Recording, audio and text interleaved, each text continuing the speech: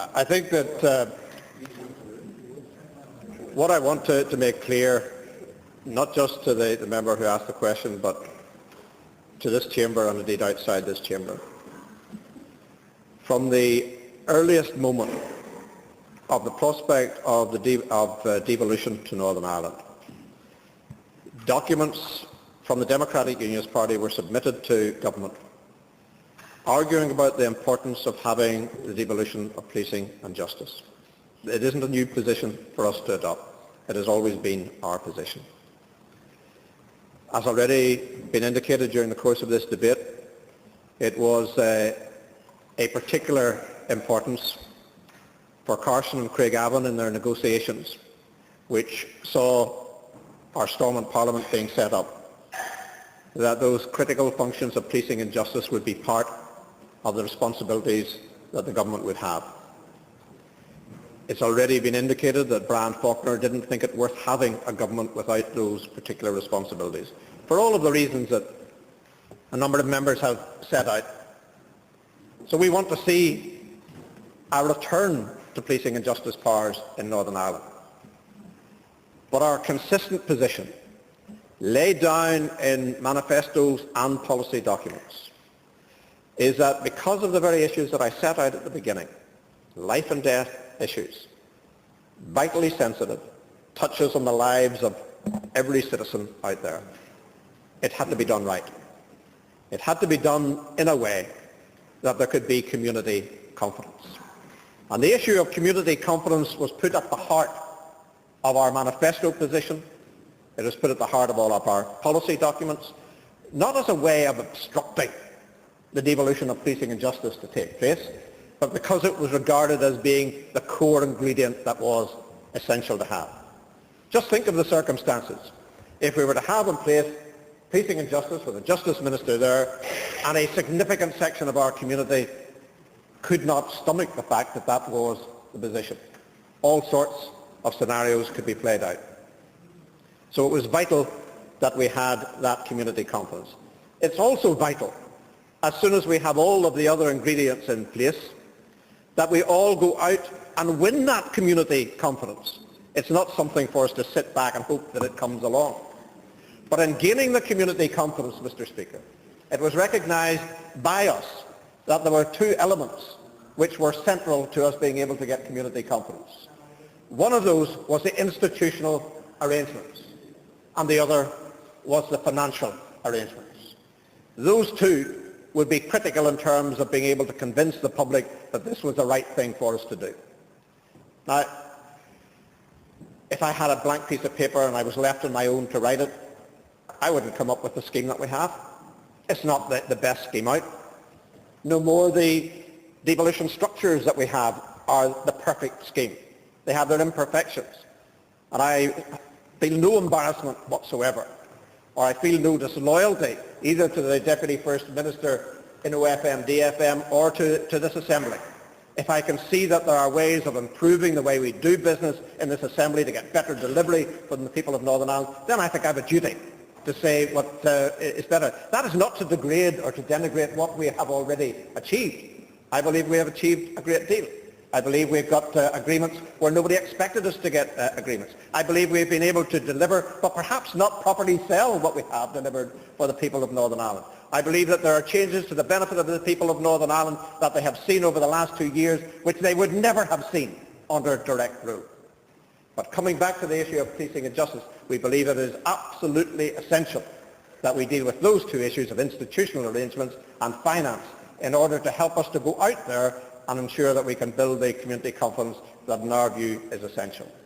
As far as the institutional arrangements are concerned, I believe, broadly speaking, that the arrangements that we have are fair and they are workable. If I didn't believe that, I wouldn't have recommended them to the Assembly and Executive Review Committee or to my colleagues, perhaps more importantly. So I believe that the institutional arrangements are capable of getting the support of the community. The financial arrangements are not yet in place. Indeed, for months we have been talking to officials and we've been talking to ministers without very much movement at all. Most of the work has been done in identifying where the pressures were and the extent to which those pressures were inescapable. I think we have now got thorough engagement with government in terms of what they are actually going to do to be able to meet the financial pressures that unquestionably the police and justice agencies and prisons, probation board, all the rest of them are going to face. But we're not there yet. And we are still interrogating the figures, and we're almost in a standoff position because we're leaving it to officials in the Department of Finance to give us advice in terms of whether the proposals that are being made meet the criteria that is necessary. And I believe that's a responsible position for us to adopt, and not attempt to insert political will either to push on to get devolution quicker than the finances would allow us, or to hold back in order to hide behind finances as a reason, to allow the officials to look at it realistically and tell us what the position is that we would be letting the province into. And I point out to members, this is no small issue. Anybody who is in the Assembly and Executive Review Committee and has looked at the details of the finances will know that there are very considerable pressures which were identified in some way by the government when they gave us, what was it, 27 million or whatever it was in the last number of weeks, only to take 17 of it back again effectively in tightening the screw on spending. So there are issues relating to hearing loss, which could go into hundreds of millions of pounds, which it would be madness if we were to ignore it as ministers who have a responsibility to make recommendations. We have very big ticket items in terms of legal aid, in terms of equality payment, equal pay issues. There are matters in relation to pensions, no small matter indeed, that have to be dealt with. And there is a long list of what might be considered in simple one-line terms as being small items, but the cumulative effect of them makes them bigger than any of the big ticket items. So we have to deal with those issues as well. So it isn't an easy matter to deal with, but it is being dealt with, in my view, seriously by the Prime Minister and by his officials at the present time.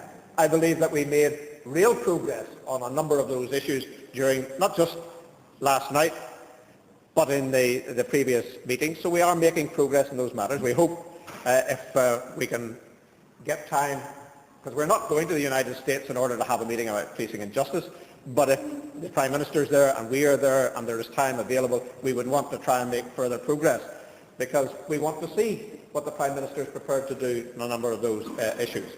So I hope that we can make more progress than we have at the moment in terms of the financing of policing and justice. But it still does leave us with the issue of community confidence. And I've said before, and the Ulster Unionist Party, who seem to be a little sensitive and feeling left out in these matters, I have pointed out publicly, and I don't retract one word of it, when the Democratic Unionist Party put into its manifesto that it was essential to be satisfied that there was community confidence. It didn't say that it wanted the confidence of the leader of the DUP. It didn't say that it wanted the confidence of the DUP Assembly Group. It didn't say that it wanted the confidence of the party as a whole. It said it wanted community confidence. The Ulster Unionist Party are part of that community. We will want to hear exactly what they have to say on these matters. And you will not be able to duck the serious questions that we have to face ourselves. I can take if they want to give me plenipotentiary powers and allow me to take the decisions on their behalf, I'll do it. But in my view, this matter is such that the Ulster Unionist Party and the Alliance Party and the SDLP and Sinn Féin and anybody else in this Assembly should have their say in terms of whether they believe that the time is right for devolution of policing and justice. And they will not be ignored in this process. I'll give way.